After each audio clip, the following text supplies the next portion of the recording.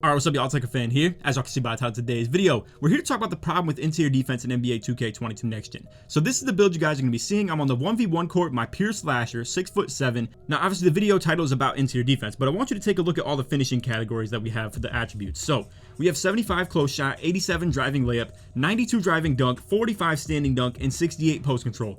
I want to talk about how even though I have significantly higher ratings on driving layup, driving dunk, and ball control than I do on close shot, standing dunk, and post control, I want to talk about how my close shot, standing dunk, and post control are more reliable than my driving dunk and driving layup and ball handle rating. So we're here to talk about that in today's video. I hope y'all enjoy, and if you do, for to drop a like, sub if you're new, turn on them noties, all that good stuff. Alright, so in today's video, we're going against kind of a bot, to be honest with you. I'll explain why when we get further into the gameplay. It's more so just because I want to showcase to you guys, no matter how good or bad my defender is, the dunk meter size is never going to change. It's always about their build. It's not about their skill. It's not about their timing of their jump. It's literally just about that. So we have a 33 win percent player right here. Again, he's not that great. We have cut out a lot of the defensive possessions that I have in today's video just to showcase offense. Now, because it's going to be a shorter gameplay, I want to break down stuff like this. Now, like I said, I find the close shot, standing dunk, and post control to be even more reliable than situations like this. And the reason for it is not because I'm bad with the dunk meter. I'd like to think I'm one of the best players in the game when it comes to this dunk meter and the contact dunks and relying upon it. I mean, I sit here and play on builds that have 25 three-pointer all day. Clearly, I need to be good at it to an extent. But anyway, the whole point of this is it's not for me to talk about and sit here and complain about how hard it is to dunk. I don't think it's that hard. But we will get into it further in the video. I want to talk about how being below the basket and going for close shots, even if I'm only 6'7", is so overpowered it's not even funny. Again, only with 75 close shot and all types of stuff like that. But this right here, when I'm going for these driving dunks and driving takes like that, they're not worth it if you ask me. When you could just easily get these standing layup takes right here. I could even bait him into thinking that I'm going for the dunk and kind of scare him into jumping more and stuff like that. Takes like this aren't exactly the way that we're getting our close shots moving forward. It was just that one possession. But again, I'm just kind of showcasing every possession that I score on just for the sake of doing it. And then we'll also show his offensive possessions where maybe he goes for a driving layup that he considerably should get. But once again, chase down blocks are really, really good in this game. However, what isn't good is interior defense like this. You can't really protect yourself from stuff like this, where let's say because I know I have to go for the chase down block to stop this driving layup, I can't just sit here. I can't just sit here behind his back and wait for him to just not go up for that. I clearly am behind him. He has me in the dead zone in that situation. So even if I didn't jump, I can't get the contest on his standing layup. It's not possible. The only way I can defend his shot right there is to block it. So once again, that is one aspect of talking about how the interior below the basket attempts are that much better than driving dunks. Right there, he goes for the steal instantly when I go down to the hoop. Also, you're probably wondering, yo, Lake, why does this dude already sag off into the paint on you, like literally without even playing you before? Well, he did play me before. This is the game before this. He ended up actually competing pretty well, 22-16 on this one, but I just wanted to kind of interject and tell you guys that we did play a game before this, so he knows that I can't shoot the ball. But anyway, again, back to this. So he's standing in a pretty good area as well to defend this. Like, how far out he is from the paint makes this dunk meter pretty small, and this is still very makeable, to be honest with you. But I also didn't have posterizer on for the sake of testing the badge, so it is a little bit biased. I will say it is 100% biased that I'm not exactly finishing as good as I could when it comes to these driving dunks. I don't think it influences that much though. It just kicks me out of some dunk animations or attempts. But again, early on in this game, I was going for strictly driving dunks. I was more so trying to prove the point that I still could use driving dunks with no posterizer. It was still pretty good. If you saw the video from yesterday, I was 100% like finishing on these smaller guards with ease. Now, stuff like this is what I'm really here to talk about. This is the problem with interior defense in this game, is stuff like this, bro. Whether you're a 7-footer, a 6'7" player like myself, you could even be like a 6'4" guard, 6'3" guard at that, to be honest with you. Or obviously, the real big problem is the 7'3" bigs. Now, obviously, if you're super tall and the person defending you is absolute garbage on interior defense, like their ratings aren't good, their badges aren't good, their block, their interior defense, that stuff's not good, they shouldn't be contesting you at all. We are in agreement with that if you feel that way. Because me personally, I just feel like it's crazy that some of these guards come out here at 6'5" or below with like 25 interior defense and 25 block rating and expect to play interior defense on you. But again, you can see how brain dead easy this stuff is for me to do. I mean, it's so much easier to do this than to time my driving dunk every single time. I literally have to hit one move against a smaller defender and then I dominate him. It's literally going to be every single time. Nobody can defend that if you don't have a good block or interior defense rating. However, you can defend the driving dunks even if you don't have a good block or interior defense rating, literally just because you're in the right spot. The game doesn't allow me to dominate people like with ease. I still have to be good at timing my dunks on every single thing I do, regardless regardless of if the defender is actually good or not. Whereas again, if you're coming down here down low and just going for the like standing layups and stuff like that, you don't have to even have a brain to do that stuff. You can literally just come out here and hold your X button if the defender is too small and they literally can't do anything about that. Either way, now that I have my double takeover on, I'm going to come out here and try the driving dunks again. But as you can see, literally, this dude gets a block. I don't even know how. I literally couldn't tell you what part of his body even blocked this dunk attempt. It was a windmill at that. It literally bounces off his hip or something like that. He doesn't even get the block animation to make this pop out. You're going to see I actually let that go at a pretty good time, but the ball is not even in my hands. So I get him in the dunk animation. I have him down low. You are going to see I'm doing some stuff for science in this video. I'm not going for those easy standing layups. I don't want to waste any of the points that I have. Now I'm just abandoning the driving dunks. I'm going to come down here. I'm going to hit him with a drop step. I'm literally paint mashing. You are going to see I'm playing like a bot on purpose in part of this video where I'm just going to take horrible attempts and try intentionally to make them miss. And it literally won't even work. I mean, bro, 75 close shot. Again, it's literally like silver grace under pressure. I have him beat right here. I'm not even going to go for it. I'm going to wait. I'm going to post him up. I'm literally going to hit a post hop, go for a couple pump fakes. Boom. I just have him straight like that. Now, whether he's playing bad interior defense or not, that's a whole different story. As you can see, he is going for the jumps. Now, can he defend himself by just playing hands up? I don't know. I don't really think so, to be honest with you. He's going to have to jump at some point in time because I can just hit him with a drop step and go straight up with it. If he's not going to jump, then I just have him. It's literally as simple as that. So the only way you can defend yourself is with jumping. I will say though, for taller defenders on the interior, if you are like a 7-footer or something like that, and a build like mine at 6'7" is trying to dominate you like that, clearly you're gonna hold your own. It is what it is, obviously, right? But I do also kind of want to disagree with that to an extent. I play on a 7-footer. It's actually a 6'11" metric build that just shows up as 7 foot pretty much in comp pro-am, and I come out here and play pick and roll with it. And when 7'3" centers drop off the corner to defend me, there's still this dead zone right here. Dead zone where you have to jump. If you're playing hands up D and the person is like literally directly below the basket, I know I'm rewinding a lot in this area, but again, you can see I go for the driving dunk, I get kicked out of it.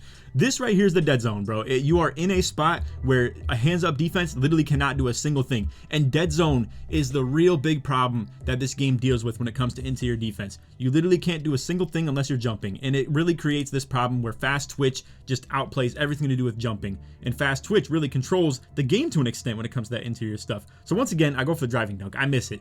Now, obviously, yes, I'm not playing to my fullest ability when it comes to the driving aspect, but I'm not playing to my fullest ability when it comes to the interior of like literally down low scoring, interior scoring below the basket. I'm playing like an absolute bot. I come out here, hit him with a pump fake, hit him with a pump fake again, go up, boom. He jumps. He literally can't get a contest on it though. It's going to be like literally open every single time. I once again go for the driving dunk. I don't get it. Boom, I'm down here again. Pump fake, pump fake, pump fake, pump fake. Go with a contested layup on a standing layup. It's literally going to be open every single time. It's just dead zone. You can't contest people from behind. You know what you can contest them from behind on though? Chase down blocks. Someone flying down for me if I'm going for that driving dunk and he's going to fly right at me with the chase down block. He is going to block that probably like 5 times out of 10 or at least 6 times out of 10. If I just go with a really basic, horrible dunk attempt, don't use my dunk meter to prevent him from blocking me. In case anybody's curious too, if you go with the dunk meter, even if they're behind you, it's still going to go up really strong. It's hard to block. You don't typically block people on dunk meters in the first place unless you're like a super tall big. But either way, again, I mean, this dude, once again, it's just dead zone. I am down here. Once I'm in this area, it's over for him if he doesn't jump. Like, he can't have any good position on this. Even if he's like out of bounds or like right in this area on the baseline, it's not going to matter. He literally has to jump for this. He jumps as well. He can't defend it. Mind you, he's not that much shorter than me either. Like, he definitely is of the same size, to be honest. Now, whether he has block or interior defense rating, we don't know that, obviously. But again, how easy that is compared to, just to kind of backtrack again to the beginning of this game, how easy and brain dead that stuff is compared to doing stuff like this, where I'm going for those driving dunks. I have to actually have the stick in me to time that stuff. And I'm not sitting here saying that that's a problem. I mean, if anybody knows me, you guys know I'm the biggest advocate when it comes to driving dunk. I love that they added this stuff right here with the dunk meter. But again, this actually requires a little bit of timing and not getting kicked out of animations like that. And it's very obvious when you are going up for stuff like that. Whereas I can't pump fake a driving dunk. I can't like fake a driving dunk. I can fake all day as long as I want to down below the basket. What also makes this a problem too in Pro-Am Park, especially this 1v1 court, the biggest problem is this 3-second violation. I mean, you're going to see I enter the paint at 19 seconds. I could sit here on this 1v1 court, in case anybody doesn't know this, I could sit here on this 1v1 court literally for all 24 seconds. Now, as far as for 3v3, 2v2, pro-am and stuff goes, it literally feels like 5 seconds. I don't know if anybody else feels this or agrees with that. Honestly, it literally feels like a 5-second violation. It's not even 3. So that's another problem too, is that people can sit here below the basket all day and you have up to almost 5 pump fakes, to be honest. Like, you could sell people on what feels like 5 or 6 pump fakes down low, and they have to sit there and not jump and predict the jump perfectly. Now, I will say, I really do want to vouch for you guys running pogo stick. You're going to actually see for this 6'7" build that I have right here, I even still run it on gold because I think this is the saving grace to playing good interior defense. You have to jump. You can't get good contests when it comes to hands up defense, especially if you're an undersized build. Now, what I also want to talk about though, what we really want to talk about with the problem of interior defense in this game is going to be people like this who think that with 60 interior defense rating, and I want to even maybe stretch this even further. Let's say people with like 25 vertical, 25 interior defense, 25 block rating, and horrible defensive badge when it comes to all that stuff. They sit here and expect they should still be able to play interior defense. That is absolute garbage, complete BS. I don't even think, to be honest with you guys, I think my driving dunk meter should literally be the entire circle when I'm playing against people like that. I mean, it's literally like I'm going at, it's like imagine Giannis going at Muggsy Bogues or something like that. Muggsy doesn't stand a single chance, bro, down there. And you mean to tell me that Giannis, if he just mistimes his dunk meter in real life, I know that's not even a thing clearly, but you mean to tell me if Giannis just loses focus on his dunk that he's gonna miss it? It's almost like Muggsy's not even there. It's like a little kid being there, bro. Anyway, I want to just be kind of theoretical with this stuff. I don't expect with my 60 interior defense rating, or even with my 85 vertical and 81 block rating, I still don't expect myself to play great interior defense with this build. It's a little bit undersized. I totally understand that. Now, I do feel like, though, if someone were to come in here and mash in the paint on me on like a 6'1" build or 6'2" build, that they shouldn't be able to do so. But that's the thing, bro. Like, you could think that you as a 7-footer would lock me up all day on the interior. But the problem is that it's still dead zone. That's still a thing. I can still come out here with the 6'7", and as long as I'm going for that driving dunk and you sit here and think that you have to jump to defend me, well, what if I don't go for that driving dunk and then all of a sudden I'm below the basket in the dead zone, and now you have to jump. You have to have a good timing on your jump. Yes, you are taller and bigger and better wingspan, all types of stuff like that, but honestly, it all comes down to it's still really hard to defend that stuff, bro, no matter how big the person is that's doing it. Also, just for a little bit of reference, it's not like this guy is a super tall defender, but this is kind of what I'm talking about, where I have the drive, he has to jump for this. Like, literally, if I go for the quick drops and he doesn't go for the jump, it's just a free 2 every single time. So when you get beat like this, you have no choice. You have to jump. It's like literally common knowledge. I mean, if you don't jump on that, I'm getting the quick drop every single time. It's a little bit of mind games with that. Obviously, that takes a little bit of skill, but as an offensive player, I have all the control, all the power in the world when it comes to that, where even if I don't do the right thing, like let's say he didn't jump or something like that, I still haven't beat to the hoop. I'm still in the dead zone. If he didn't jump, I'm still past him and I'm still in this area where he's behind me and he can't do anything about it. This is what I was talking about, where pretty much, yes, you could sit here and think that because you're taller than me, you're going to just completely stop me on being down in the interior like that. But dead zone is still a thing. You can't do anything about it. So anyway, that is off the video. I hope you all enjoyed. If you did, to drop a like, sub if you're new, turn on the noties, all the good stuff. And like always, try to 1,000 likes. Let me know if you have any feedback as well. Feel free to leave that in the comments. Like I said, in today's video, I was doing a lot of stuff for science. Like right here, obviously I could have just had a wide open layup, but I wanted to test this stuff out. I wanted to come out here and just hit him with some post control, hit him with some drop steps.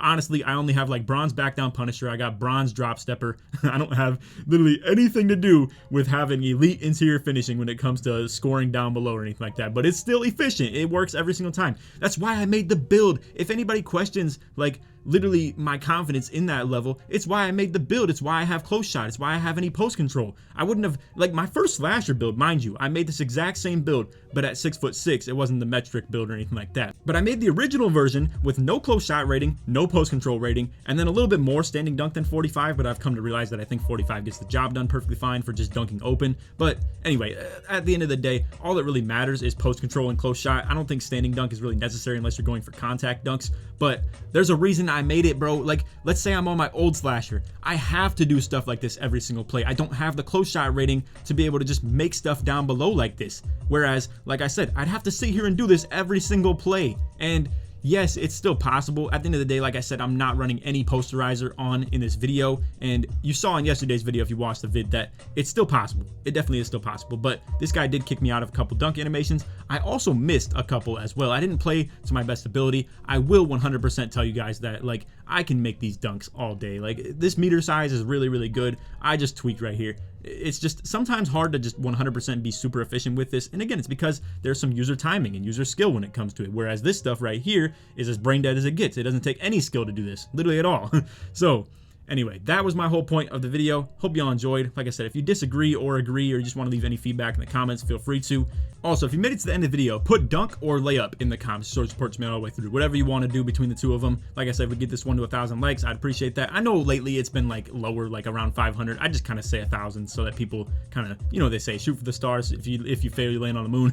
Kind of is what it is, right? But anyway, it's probably going to be more around like 500, 400, something like that. Anyway, that's all video. I will also be streaming on 1v1 court a whole lot more. I'm definitely down for that. I think playing on builds like this, like streaming, would be super fun as well. I could just be vibing with the chat, stuff like that, playing music, whatever the case may be, and just having fun while doing it. Honestly, I do play this pretty often. I do have a lot of fun playing this court as well. And again, in these videos, I'm running with no posterizer. I'll be running that stuff on the streams for entertainment purposes and stuff like that. But we will be running on builds like this that do have the close shot rating because, like I said, it's a bailout. It's cheese. If I'm playing against a situation where I need to get a bucket, it's just stuff like this. I'd rather go to the close shot no matter who is defending me when it comes to that rather than go for the driving dunk. But anyway, that's all for video. Hope y'all enjoyed. Other than that, take these, man. Peace.